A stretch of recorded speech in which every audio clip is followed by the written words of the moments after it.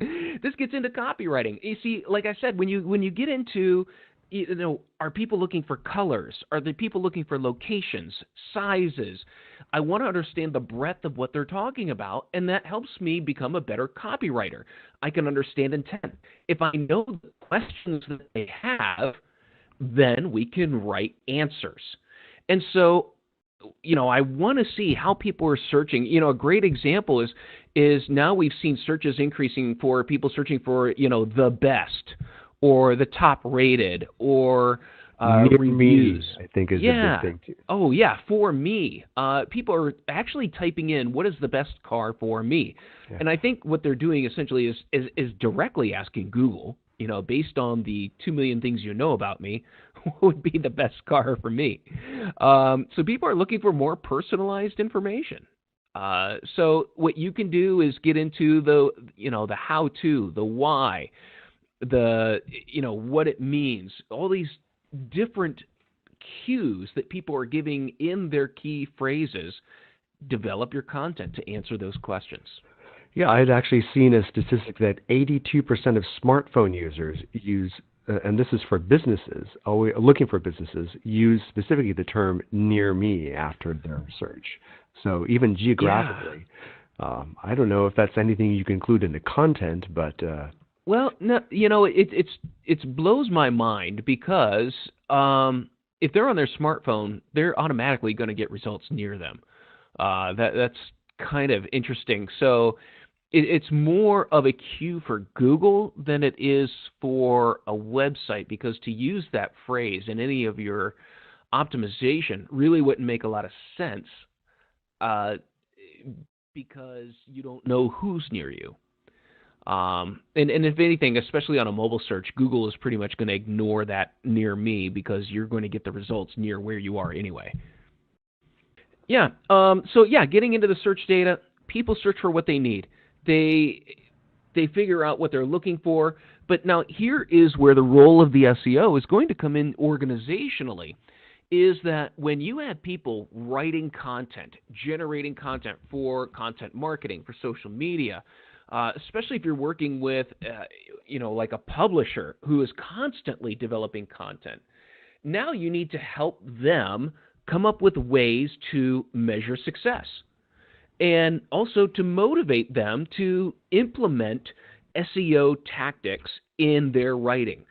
So rather than developing catchy headlines that may have a double meaning that may not play well in search, you need to help copywriters understand that, well, your headline, while that might look great on print, in search, it's actually going to cause a problem. And so you turn into an educator for your content developers. You're teaching them what works well, what's going to click well, what's going to look well in the search engines versus what might be confusing. Also, it's also helping them to understand, a great example of this, before I move on, someone gave me a great example is they were writing an article about holiday time travel. And that was the title of the article that they put out there. And they couldn't figure out why this article was consistently getting hundreds or thousands of visits a month, well after it was published. And when we went back and started looking at some of the rankings and some of the keywords and things like that, we found out that the article was ranking really well for time travel, even though the headline was holiday time travel. So it's helping your writers understand, what makes a good title. But then also, one thing that I worked with one publisher, and one of the things we did to motivate the writers was to develop like a leaderboard of whose content is generating the most visits. And not only that, whose content is generating the most new visits to the website.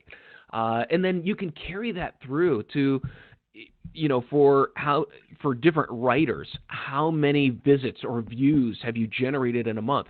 Or over the past 6 months, how much has your content performed compared to other content? And you can carry this all the way out to, which writers had the highest amount of ad clicks in their articles, which articles led to people to uh, subscribe again, or even get into customer lifetime value.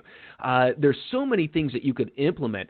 So from an SEO standpoint, you understand already how to look at the success of gaining rankings and what it generates in terms of page views, click-throughs, time on site, click depth, all those types of things that you can then develop into helping others in the organization who publish content start to measure the impact of their writing organizationally, and then especially if you're able to tie that to a financial implication that shows that this is what it's contributing towards the business in terms of revenue, then you become the all-around hero because you're able to help others tie revenue to activity. That's great. We have someone asking, can this backfire on you? For example, if you're starting every headline with one weird trick, ... If you find that you have a lot of, if your bounce rate immediately starts going up because if you're rating for time travel or Star Wars or something that everyone's going to be looking for, then could that actually negatively affect how Google sees you? If you have all these bounce rates, they might see you as no longer being relevant. Absolutely. And it's not just Google with the bounce rate. It damages your brand. It damages your credibility. I mean, it's clickbait. And, I mean, it doesn't take long for people to realize clickbait is clickbait. You can just look at some of the data. But, yeah, I mean, when you see articles or headlines that are obvious clickbait, people are, you get caught a couple of times, you get fooled a couple of times, it's not always going to work. And so this gets to, how are you positioning your brand? Are you positioning your brand as a trustworthy source of information that answers people's questions? Are you positioning your brand as we give people what they need, what they want? Or are you fooling them to click on an article based on what's popular right now? There's a couple questions that get to how the brand wants to be perceived in the marketplace based on tactics like that. But great question because clickbait is powerful, but you got to ask yourself, are we giving people what they want, or are we fooling them into it, and how will that reflect on the brand? Right.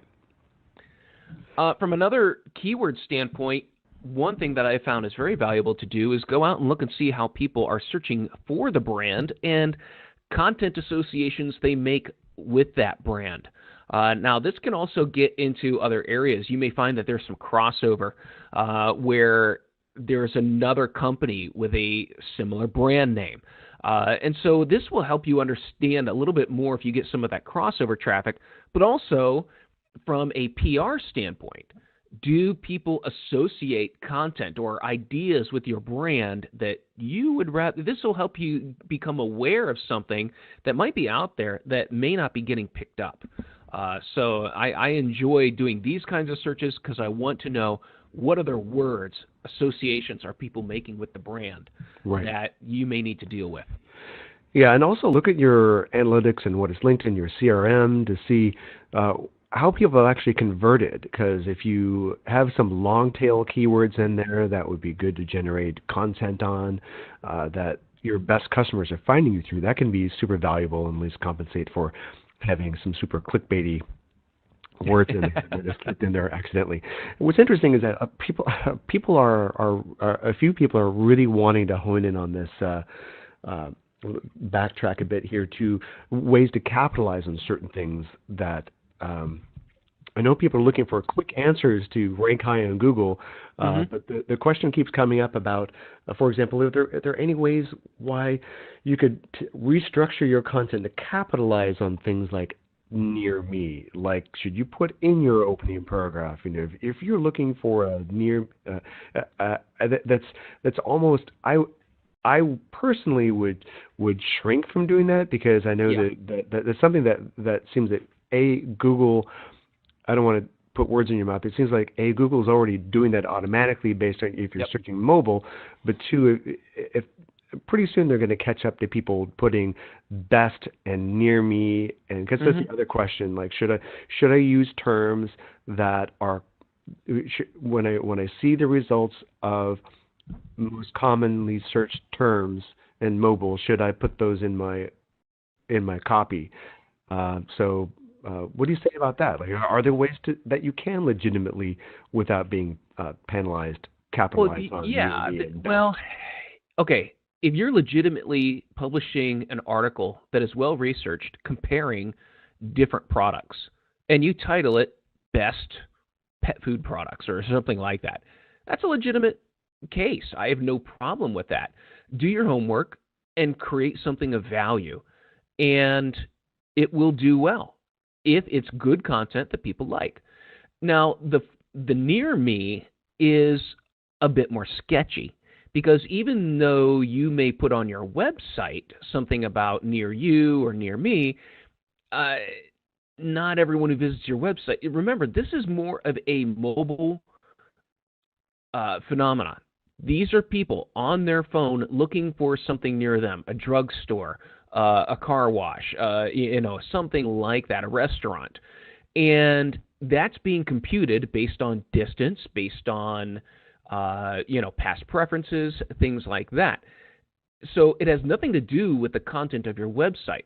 What I would work on more is your local business listing in Google and developing more reviews for your business and working with that listing to add more pictures. Like I said, reviews. They have a function there now where you can add promotions. The more you develop that Google listing, that will do 100 times more to increase your visibility when someone is looking for something near them and they are near you than adding words to your website. Mm-hmm. Great. Well, that sounds smart. I may come across a bit forcefully on some of these things, mainly because it has never bothered me when people out and out try to fool Google with some really intelligent things. I somewhat tend to admire it. But when people try to fool Google with what I would call amateurish things that are poorly executed, that's where I get a little ticked off at that.